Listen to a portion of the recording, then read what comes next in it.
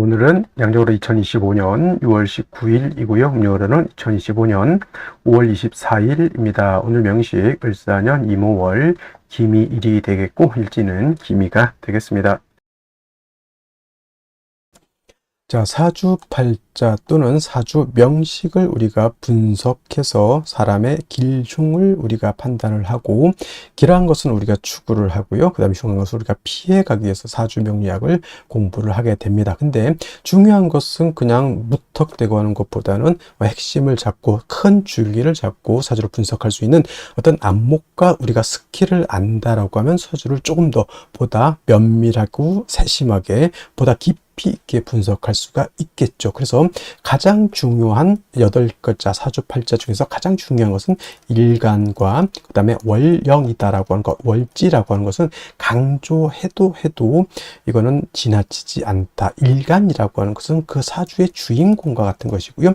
월령이라고 하는 것은 그 주인공이 태어난 사회적 배경 같은 것이다, 또는 집안 환경과 같은 것이다 라고 이렇게 볼 수 있죠. 자, 주인공이 예를 들어서 태어났는데 농부일 수도 있고요. 주인공이 태어났는데 회사원일 수도 있고, 주인공이 태어났는데 뭐 대통령일 수도 있죠. 또는 그 일간이 어느 원령에 태어났느냐에 따라서, 그죠? 뭐 미국에서 태어날 수도 있는 것이고, 한국에서 태어날 수도 있는 것이고, 산간 지역에서 태어날 수도 있는 것이고, 어촌에서 태어날 수도 있는 것이죠. 그런 배경들이 굉장히 중요하다라고 하는 겁니다. 일간의 특성이라고 하는 것을 아는 것이 그만큼 중요하다는 이유가 바로 지피지기면 백정백승이라고 해서 나를 아는 것이 그만큼 중요한 것이고, 그 다음에 상대라고 하는 것은 지피지기 명리학적으로 제가 응용해서 말한다고 하면, 지피지기에서 나를 아는 것은 주인공, 나를 일간을 아는 것이고요. 그 다음에 상대방을 안다라고 것은 내가 태어난 원령, 즉 내가 태어난 배경이 어떤 배경에서 태어났느냐를 알고 아는 것이다 라고 해서 일간과 원령의 특징을 아는 것 매우 중요하다라는 말씀을 또 강조해 드리면서, 오늘 일간 기라고 하는 천간이 일간이 되겠습니다. 자, 기라고 하는 천간, 10개의 천간, 갑을, 병장, 무기, 경신, 임계라고 하는 10개의 천간 중에서 6번째 천간이 될 것이고요. 오행, 목화, 토, 금, 수라고 하는 오행으로 구분하게 되면 기라고 하는 것은 토가 됩니다. 어저께 토를 설명했었죠. 토라고 하는 것은 우리가 눈으로 보는 것은 흙이죠. 흙, 땅이라고도 하지만 또 흙이라고, 흙토자를 써서 흙이라고도 하고요. 그 다음에 목화 금수는, 목은 따뜻한 온기, 그 다음에 화는 뜨거운 열기, 그 다음에 수는 차가운 냉기, 금은 숙살지기라고 해서 서늘한 기운, 이렇게 말하는데, 토라고 하는 것은 어느 하나에 배속되지 않는다라고 말씀을 드렸죠. 그래서 토라고 하는 것은 중앙에 거하면서 사후에 기생한다, 이렇게 설명을 드렸습니다. 기생한다. 이런 것들은 뭐가 이렇게 중요해 이렇게 하실 수도 있겠지만, 이런 것들은 많이 들어 놓으시고, 이것 제가 거기 명리 고전에서 이제 원래는 다 한자로 되어 있는 것을 이렇게 좀 분석해서 써드리는 것이니까 이해해 주시고, 중앙에 거하는 토는 무토기토, 무기토를 말하는 것이고요. 사후에 기생하는 토는 진술, 충미토를 말한다, 이렇게 보시면 되겠습니다. 그러니까 토라고 하는 것은 봄, 여름, 가을, 겨울 어느 하나에 딱 박힌 것이 아니라, 진이라고 하는 것은 봄에 배속되어 있는 토, 술은 가을에 배속되어 있는 토, 축이라고 하는 것은 겨울에 배속되어 있는 토, 미라고 하는 것은 여름에 배속되어 있는 토이기 때문에, 토라고 하는 것은 어느 한 계절이 아니라 네 계절에 모두 관장한다라고 해서 사계월이라고도 하죠. 그래서 진월은 모춘이라고 하고요. 술월은 모추라고 하고, 그 다음에 축은 모동이라고도 하고, 비는 어떻다? 모하라고도 하죠. 이 모자가 어떤 모자예요? 저물 모자, 저물자. 그 계절이 저물어 가는 거죠. 그러니까 늦자를 붙였죠. 늦자, 저물 모자인 것이고, 늦자를 붙여서 모춘 같은 경우는 늦 봄이 되는 것이고, 그 다음에 모추는 늦 가을이 되는 것이고, 그 다음에 모동은 늦 겨울이 되는 것이고, 그 다음에 봄, 여름, 모하 같은 경우는 늦 여름이 된다, 이렇게 되는 거예요. 좀 모자를 붙일 수도 있고, 개자를 붙여서 개동, 개하 이렇게 또 하고요. 개춘이라고도 이렇게 표현하고, 개축이 아니라 개춘이 되겠죠. 개춘은 늦끝 개자니까 봄의 끝이라고 하는 뜻이다. 그래서 항상 이 진술 충미는 그 계절의 끝을 말하면서 환절기가 되고, 이쪽 계절과 저쪽 계절을 연결시켜주는 그런 완충 작용을 하는 그러한 계절이다라고 보시면 되겠습니다. 그래서 딱히 어느 계절이 아니라 그 모든 계절을 다 관장하는, 쉽게 말하면 오지랖 넓은 오행이 또 토라고 하는 것이다 라고 이렇게 볼 수 있죠. 그래서 토라고 하는 사람들이 사람이 오누독시라고 사람이 좋습니다. 이쪽 사람도 다 이렇게 좋게 봐주고 저쪽 사람도 다 좋게 봐주고 이쪽과 저쪽을 연결시켜주는 중개업 같은 거를 또 잘 하는 것이 또 무토일간 기토인간이죠. 결혼 중매, 직업 속에서 이런 것들이 있죠. 그 다음에 중개 중매, 예를 들어서 비서실 같은 게, 대통령 비서실 같은 그러한 쪽에서도 일하는 사람, 대기업 비서실 같은 것도 해당이 될 수 있겠죠. 이쪽과 저쪽을 연계시켜주는 그런 역할 같은 직업을 하면 잘하는 것이 바로 토일간들이다라고 보시면 되겠습니다. 그 다음에 토라고 하는 것, 색깔은 노란색이 되겠습니다. 색깔 노랑이 되겠고, 목은 파란색, 그 다음에 화는 빨간색, 금은 하얀색, 수는 검정색, 토는 노란색. 그래서 중앙에 있는 나라를 보면 대체적으로 원래 이게 명리학이 대체적으로 중국에서 나왔잖아요. 그래서 중앙이라고 하는 것은 중국을 뜻하고, 산으로 와서는 곤륜산이라고 해서 저기 에베레스트 산을 세계 중앙으로 이렇게 본다라고 하는 것. 그래서 중국 사람들이 노란색이기 때문에 중국 사람들이 어떤 색깔 좋아하죠? 빨간색을 좋아합니다. 왜냐하면 화생토하죠. 화라고 하는 것은 빨간색, 자기네들은 중앙토 노란색이기 때문에 빨강이 노랑을 도와준다, 이런 개념으로서 중국 사람들이 빨간색을 좋아한다. 물론 진짜 그런지는 모르겠지만 진짜 그 중국 사람들 빨간색 어마무시하게 좋아한다, 이렇게 얘기를 들었고요. 인의 예지신이라고, 오산 중에서는 토라고 하는 것은 믿음을 뜻한다. 이것도 어제가 설명드렸습니다. 왜 믿음이냐? 토라고 하는 것은 안정적이고 항상 그 자리에 버티고 있는 것이 토입니다. 싱크홀이 생겨가지고 땅이 꺼진다거나, 또는 없었던 땅이 생기거나, 없었던 땅이 생기면 좋겠지만은, 포락이라는 단어가 있어요. 포락. 예를 들면 바닷가라든가 강가 같은 데 땅이 있다가 어느 순간 그냥 물에 휩쓸려서 땅이 쑥 없어져 버리는 경우도 있단 말이죠. 그러면 포락지에다가 내가 논이라든가 밭을 이렇게 있었는데 포락지에 땅이 쑥 꺼져 버려서 물 때문에, 그러면 뭐야, 내 논밭이 없어지는 거죠. 그 순간 또 물 때문에 또 땅이 생기는 곳도 없지 않아 있습니다만은, 그래서 토라고 하는 것은 생겼다 없어졌다 이렇게 되면 안 되는 것이고, 항상 그 자리에 늘 오래된 된장처럼 있는 것이 필요하다라고 해서 토라고 하는 것이 믿음을 뜻한다, 이렇게 볼 수가 있겠습니다. 자, 토라고 하는 것 다시 음과 양으로 구분해 볼 수가 있죠. 어저께 무토라고 하는 것을 우리가 공부를 했었습니다. 무토라고 하는 것은 같은 토이지만 무토는 양토가 되는 것이고, 오늘 공부하게 되는 기토라고 하는 것은 음에 해당되는 음토가 됩니다. 그래서 같은 오행인 토라 하더라도 음양의 차이가 있다. 음양이라고 하는 것은 남녀 같은 개념이기 때문에 양은 좀 크고 넓고 좀 방대하고 좀 그러한 좀 동적이고 움직임이 크다라고 봤을 때, 음은 좀 정적이면서 작고 아담한 그런 개념으로 보죠. 그래서 무토라고 하는 양토는 어저께 고항토라고 설명을 했습니다. 큰 산맥 같은 거, 산과 산맥은 다르죠. 큰 구름 같은 것, 또는 평야라든가 평야보다 더 멋진 개념이죠. 광야에서라고 하는 노래도 있습니다. 광야.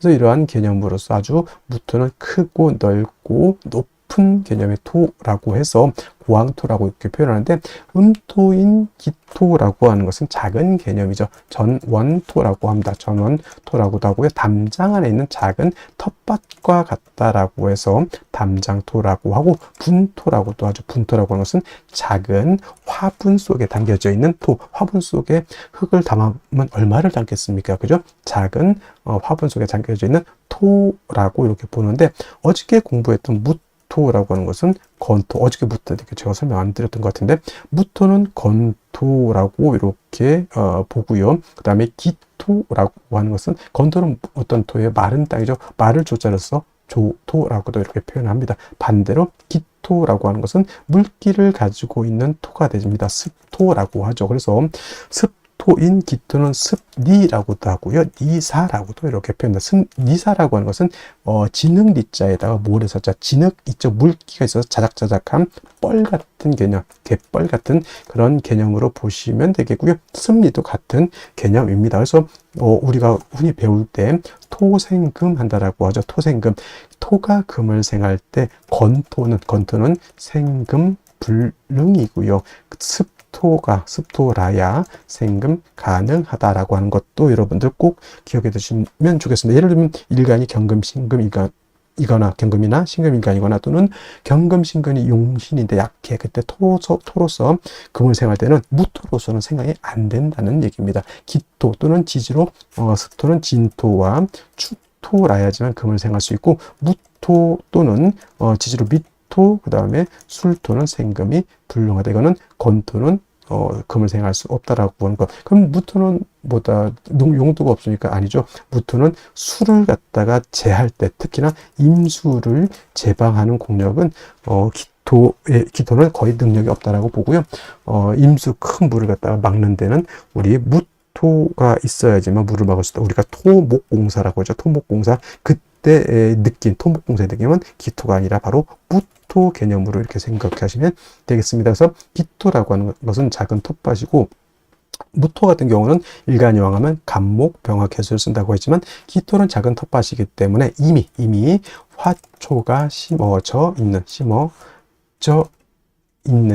있는 뭘로 본다? 그냥 심어져 있는 화분 같은 것 아니면 화초가 심어져 있는 텃밭 이렇게 생각하시면 돼요. 그래서 굳이 기토가 왕하다 하더라도 간목은 필요가 없겠고 이미 화초가 심어져 있기 때문에 따뜻한 햇볕과 병화와 뭐가 필요하다? 개수만 있다라고 하면 기토로서의 용도가 나타날 수 있다. 물론 기토가 간목을 쓰는 경우도 없지 않아 있습니다. 기토가 예를 들어서 진술충미월에 태어나서 왕하다거나 무토가 정관에 투출을 한다거나 그런 경우에는 예외적으로 간목을 쓰고요. 그 다음에 묘월의 기토는 간목을 쓰는 경우가 있습니다. 그래서 전혀 안 쓴다라고 하는 개념은 아니고요. 무토는 왕하면 무조건 간목을 써야 되지만 기토는 왕하더라도 특별한 경우가 아니고서는 무토는 일단은 차취하고 병화 개수를 위주로 쓴다 말씀드렸던 것처럼 사오묘 뜨거운 여름 같은 때는 개수가 핵심 관건이 되는 것이고요. 해자축월 겨울 같은 경우에는 병화가 핵심 관건이 된다. 이렇게 기억해 두시면 크게 어려움 없이 기토를 이해할 수 있겠다라고 말씀을 드릴 수 있겠습니다. 다음으로 월령에 대해서 알아보도록 하겠습니다. 월령이라고도 하고요. 월지라고도 하고 월원이라고도 합니다. 월령, 월지, 월원이라고 하는 것은 월주의 지지를 말하는 것이고 이 월지가 중요한 것은 계절의 의미를 가지고 있기 때문에 중요합니다. 계절이라고 하는 것은 춘하, 추동을 말합니다. 춘하, 추동. 춘하, 추동은 봄, 여름, 가을, 겨울 말하는데 이 춘하, 추동 안에는 왕쇠와 한열의 개념을 가지고 있기 때문에 중요한 의미를 갖습니다. 왕쇠라고 하는 것은 뭐다?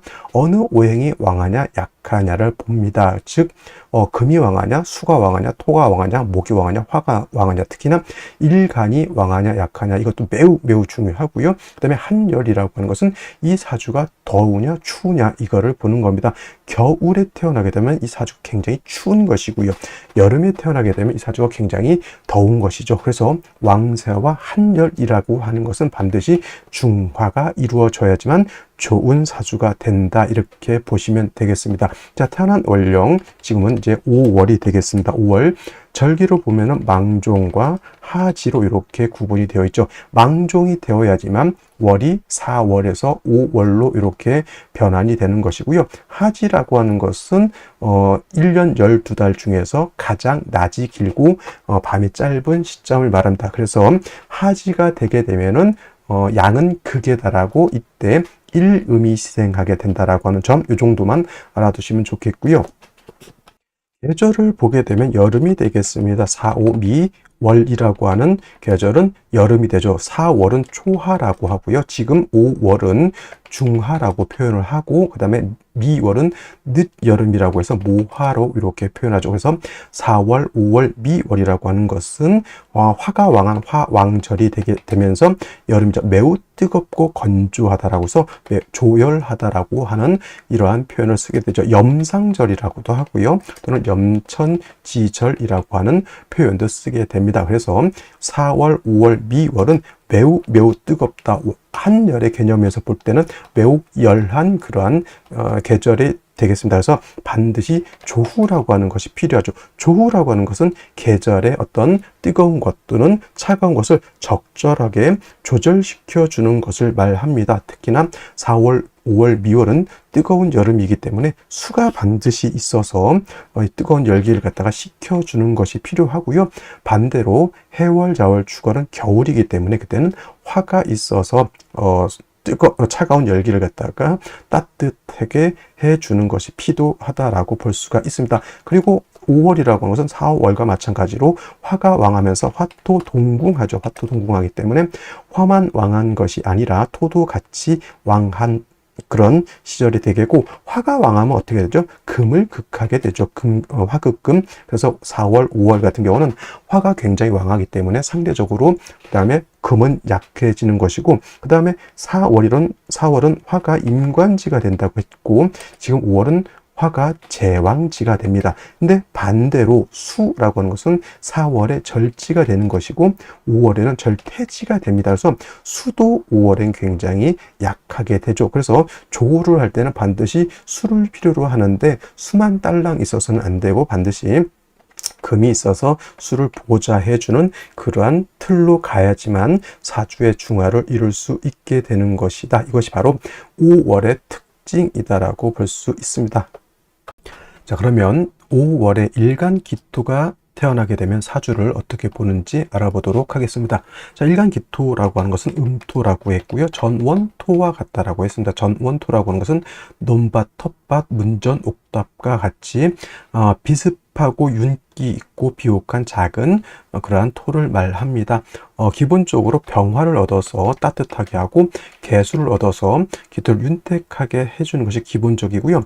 무토는 왕하기 때문에 간목을 쓴다고 하면 기토는 특별한 경우가 아니고서는 간목을 수용하지 않는다. 기토라고 하는 것은 화초가 심어져 있는 그러한 토와 같다라고 보시면 되겠습니다. 그래서 을목도 병화개수가 관건이 되고 기토도 병화개수가 관건이 된다 정리하시고요. 자, 이런 기토가 태어난 월령이 5월이죠. 자, 5월이라고 하는 계절, 화가 가장 왕성한 계절입니다. 여름이죠. 그리고 중화로서 가장 뜨거운 열기를 가지고 있다라고 볼 수 있습니다. 또 5월, 4월 같은 경우에는 화만 왕한 것이 아니라 화토가 동궁하기 때문에 토도 같이 왕하죠. 그래서 5월은 화도 왕하고요. 기토 일간도 왕합니다. 그래서 신왕한 그런 구조의 사주가 되는 것이다. 무토 같았으면 간목을 취용했을 것이나 말씀드렸던 것처럼 기토라고 하는 것은 화가가 심어져 있는, 작물이 심어져 있는 그런 텃밭과 같다라고 생각하시면 되겠고요. 특별한 경우라면 만약에 5월에 무토가 천간에 투출하게 되면 이러한 경우에는 무토를 제하는 용도로서 간목을 취용할 수 있지만 그렇지 않은 경우에는 간목은 필요치 않다. 역시나 5월은 뜨거운 매우 조열한 그런 시절이고 아무리 기토라고 하는 것이 물기를 가지고 있는 토라 하더라도 수가 없고 화만 저렇게 왕하면 땅이 어떻게 돼요? 열토가 되겠죠. 여러분, 여름에 땅이 비가 오지 않고 물이 없어서 바싹바싹 말라 있으면 거기다 어떠한 씨앗도 심을 수 없고 거기서 자라고 있는 작물도 모두 죽게 되겠습니다. 그래서 5월의 기토 또한 중요한 것, 기토를 윤택하게 윤습하게 해주는 것이 필요하겠고요. 그 다음에 5월의 뜨거운 열기를 갖다 조절시켜 줄 수 있는 그런 구조가 필요합니다. 반드시 뭐가 필요하다? 두 가지를 동시에 할 수 있는 것은 반드시 물이 있어줘야 되는 것이죠. 역시나 물은 수라고 하는 것은 임수와 개수라고 하는 것이 있고 기토 입장에서 임수는 정제가 되고요. 개수는 편제가 되는 것이죠. 그래서 정제가 좋다, 편제가 나쁘다라고 보지만 생육을 위해서 쓰는 수는 임수가 아니라 개수를 시용하는 것이 우선한다. 하늘에서 내리는 비라고 보죠. 우로수이기 때문에 이 개수는 내가 크게 노력하지 않더라도 스스로 하늘에서 내려서 세상을 시원하기도 하고요. 그 다음에 기토를 윤택하게도 합니다. 그래서 5월의 기토는 반드시 뭐가 있어줘야 된다? 수가 있어줘야 되는데 이왕이면 다홍치마라고 임수보다는 개수를 얻는 것이 중요하고요. 만약에 개수가 없다 할 때는 임수를 쓸 수도 있습니다만은 국세가 개수 쓰는 사람이 더욱더 좋은 국세라고 볼 수가 있겠고 역시나 5월은 화가 왕하죠. 화가 왕하면 화왕은 토라고 하는 것은 마르게 되어 있고요. 그 다음에 화가 왕하면 수는 고갈되게 되어 있습니다. 화가 왕하면 뜨거운 열기에서 수가 다 증발돼서 날아가죠. 그래서 이 수가 능히 기토를 윤택하게 하고 그다음에 능히 뜨거운 열기를 조절하려고 한다면 반드시 금이 있어서 개수를 도와주어야지만 사주의 중화를 이룰 수 있다, 이렇게 볼 수가 있겠습니다. 자, 다시 오늘의 명식을 살펴보도록 하겠습니다. 자, 일간, 기토 일간이 되겠고요. 기토 일간이 태어난 월령 5월이 되겠습니다. 항상 사주로 볼 때는 일간이 어떤 일간이냐가 가장 중요하고요. 두 번째로 그 일간이 어느 월령이 태어났느냐가 중요합니다. 항상 사주로 볼 때는 일간과 월령이 어떤 것이냐를 살펴보시고, 자, 세 번째 격국과 용신도 매우 중요한 의미를 가지고 있습니다. 격국과 용신이라고 하는 것은 사주를 분석하는 하나의 도구와 같다라고 생각하시면 되겠고요. 자, 격국이라고 하는 것은 사주 8글자가 어떻게 구성이 되어 있어서 서로 그 8글자가 상호 간의 견제와 균형을 어떻게 이루고 있느냐를 보는 것이 바로 격국이라고 하면, 용신이라고 하는 개념은 이 사주 8글자를 중화시킬 수 있는 가장 핵심적인 요소를 용신이라고 합니다. 자, 간혹 사람들이 묻습니다. 어떤 사주가 좋은 사주냐라고 봤을 때 격국이 뚜렷한 사주 플러스 용신이 명확한 사주가 좋은 사주, 흔히 말해서 부귀영화를 누릴 수 있는 그런 사주가 되는 것이고, 격국이 흐릿하고 용신이 있는 듯 마는 듯 하면 그 사주는 결코 좋게 보기는 어렵다, 이렇게 말씀을 드릴 수가 있겠고요. 자, 용신이라고 하는 개념, 이 사주를 중화시킬 수 있는 가장 핵심적인 요소라고 말씀을 드렸는데, 그럼 과연 용신이라고 하는 것은 무엇을 중화시킬 것이냐라고 봤을 때 두 가지 개념이 있습니다. 왕세와 바로 한열이라고 하는 것인데, 왕세라고 하는 것은 왕상휴수라고도 하고요. 이것은 사주 8글자 중에 있는 오행, 목화토금수라고 하는 5가지 오행 중에서 어느 오행이 왕하고 어느 오행이 약하냐를 보는 것입니다. 그 중에서도 가장 중요한 것은 일간의 왕세가 가장 중요하죠. 이 일간이라고 하는 것은 이 사주의 주인공과 같은 것이고 한 나라의 임금과 같은 것인데, 주인공 또는 임금이 너무 약하면 그 사주를 끌고 갈 수 있는 힘 또는 그 국가를 끌고 갈 수 있는 힘이 부족하게 되는 것이고, 너무 또 일간이 왕하게 되면은 만사 또 법 무시하고 게으른 사람이 될 수도 있습니다. 그래서 적절하게 일간이 힘이 있어야지만 좋은 틀을 내가 이끌고 갈 수 있는 힘이 있는 것이다, 이렇게 보시면 좋겠고요. 자, 두 번째로 한열이라고 하는 개념은 한난조습이라고도 하는데, 자, 사주 8글자는 그냥 글자 8글자를 쌓아 놓은 것이 아니라 이 안에는 사람, 동물, 식물이 살 수 있는 시간의 개념과 공간의 개념을 같이 가지고 있습니다. 사람이 사는 시간, 공간도 마찬가지로 너무 덥거나 추우면 안 됩니다. 사람이 뜨거운 적도지방에서 살기 너무 어렵죠. 그 다음에 너무 추운 북극이라든가 남극에서도 살기가 너무 어렵습니다. 너무 춥고 너무 더워서는 안 된다는 얘기죠. 적절하게 한열, 한난조습이라고 하는 것은 추우냐 더우냐 건조하냐 습하냐 이걸 보는 것인데, 이것이 적절하게 조절이 잘 되어 있어야지만 좋은 사주가 된다, 이렇게 보는 겁니다. 자, 왕세를 보는 것 억부용신법이 되겠고요. 한열을 보는 것 조우용신법이 되겠습니다. 5가지 크게의 용신법이 있는데, 그 중에서 여러분들이 꼭 이해하고 있어야 될 것은 바로 이 억부용신법과 조우용신법이라고 하는 것 꼭 기억해 두시고요. 자, 격국과 용신이라고 하는 개념 역시나 일간과 월령이라고 하는 토대 위에서 살펴볼 수 있습니다. 일간 기토라고 하는 것은 음토가 되겠습니다. 무토, 양토, 오늘 기토는 음토가 되겠고, 올지 있는 오화는 음화가 되겠습니다. 채양, 용, 음이라고 해서 본시 오화는 양화이나 쓰는 것은 음으로 쓴다. 채양, 용, 음이라고 표현하는데, 그 이유 왜 그러냐라고 봤을 때 오화라고 하는 것 안에는 지장간이 있는데 병화라고 하는 초기, 그다음에 기토라고 하는 중기, 본기 뭡니까? 정화가 되겠습니다.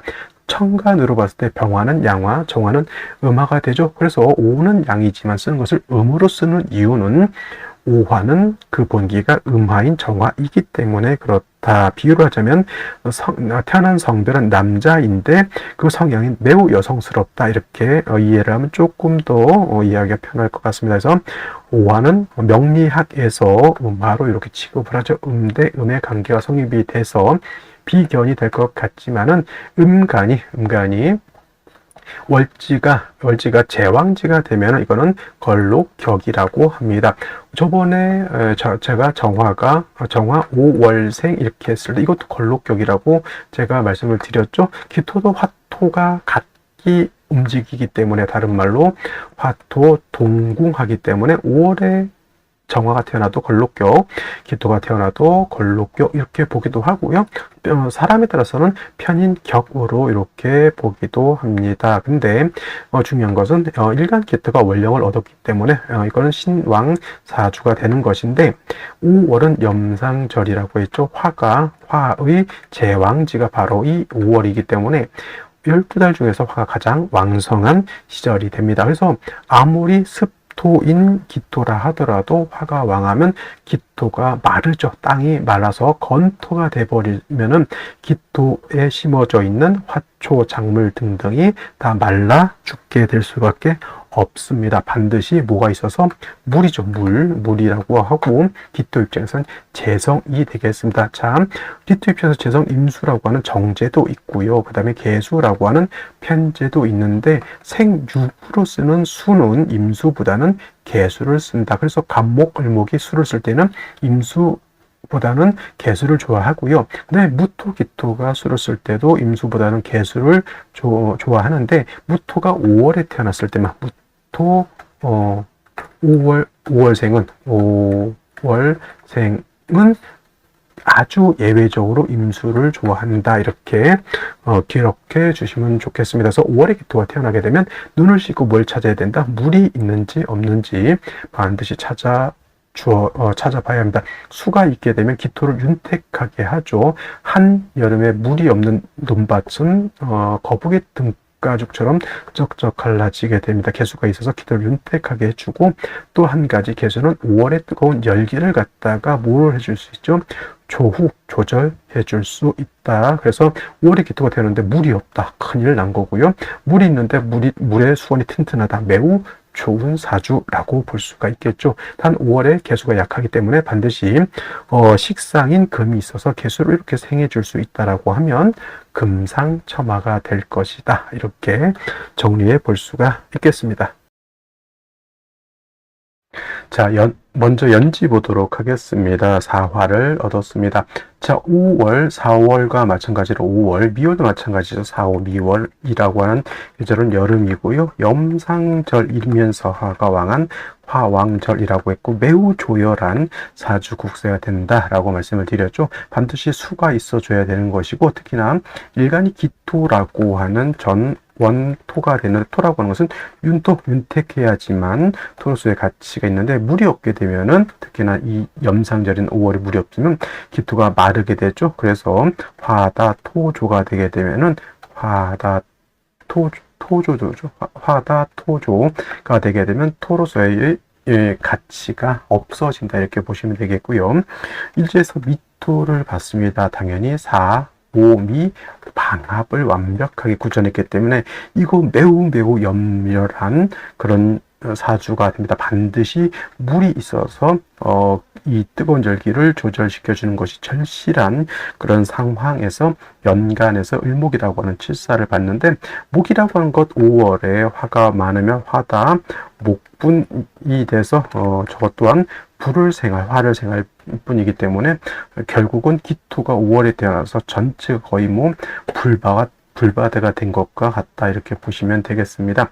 자, 월간의 임수라고 하는 정제가 도출되어 있는데, 수라고 하는 것도 화가 너무 많게 되면 임수가 고갈이 됩니다. 이 임수가 살아나야지만 기토도 윤택하게 해주고 5월에 이 뜨거운 열기도 조절시켜 줄 수가 있는데, 3수까지만 놓고 봤을 때 임수가 전혀 뿌리가 없기 때문에 생시에서는 반드시 임수의 뿌리를 만들어서 전반적으로 수기가 살아나서 조후도 하고 기토 자체도 윤택하게 해줄 필요가 있는 그런 사주 국세가 되었다. 이렇게 말씀을 드릴 수 있겠습니다. 자, 그러면 생시를 살펴보도록 하겠습니다.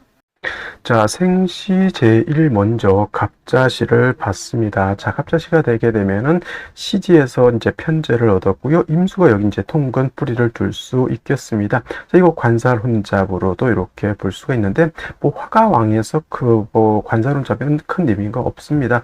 단지 자수 하나의 뿌리를 둔 임수이기 때문에 수가 좀 부족한 감이 없지 않아 있다 이렇게 보여지고요. 그 다음에 을축시 같은 경우에는 시지에서 축토라고 하는 습토를 받지만 이건 축 및 충이 되기 때문에 축중의 개수신경이 다 매몰됩니다. 임수가 뿌리가 없어진 거하고 똑같기 때문에 을축시 좋게 볼 수는 없겠고요. 그 다음에 을해시 같은 경우는 해수를 얻었죠. 임수가 해 뿌리를 둘 수 있고 해미 삼합도 생각할 수 있지만 그건 중요한 게 아니고 해수를 얻었다라고 하는 점은 좋으나 결국 수가 있어서 조후하는 것은 좋게 볼 수 있겠지만은 그 수가 칠살 두 개를 생각하는 것은 을목 입장에서는 썩 좋아 보이지 않는다라는 생각이 들고요. 수리를 볼 거면 임신시 같은 경우 나쁘지 않을 것 같아요. 신금의 임수 두 개가 뿌리를 뒀기 때문에 이 정도면 뭐 어느 정도 충분히 해염이 됐다 이렇게 볼 수도 있겠다라는 점. 단 을목을 이렇게 통제가 잘 안 된 상태에서 있는 것이 조금 아쉽긴 하지만 수가 필요하다는 점에서는 임신시 나쁘지 않다라는 생각이 들고요. 그 다음에 개유시 또한 임신시와 마찬가지로 비슷한 구조인데, 자, 신금하고 유금의 차이는 신금은 수가 여기 뿌리를 둘 수 있지만은 유금은 뿌리를 둘 수 없다는 얘기죠. 그래서 임신시하고 개유시 가 비슷할 것 같지만 어느 시가 수가 더 충분합니까? 라고 봤을 때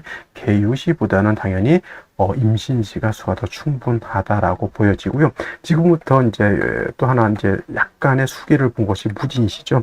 무진시가 되면 이제 진중개수가 있기 때문에 임수가 여기 통근한다라고 보지만은 왕토인 무토가 투준해서 임수 팔극하는 것 결코 좋게 볼 수가 없는 구조이고요.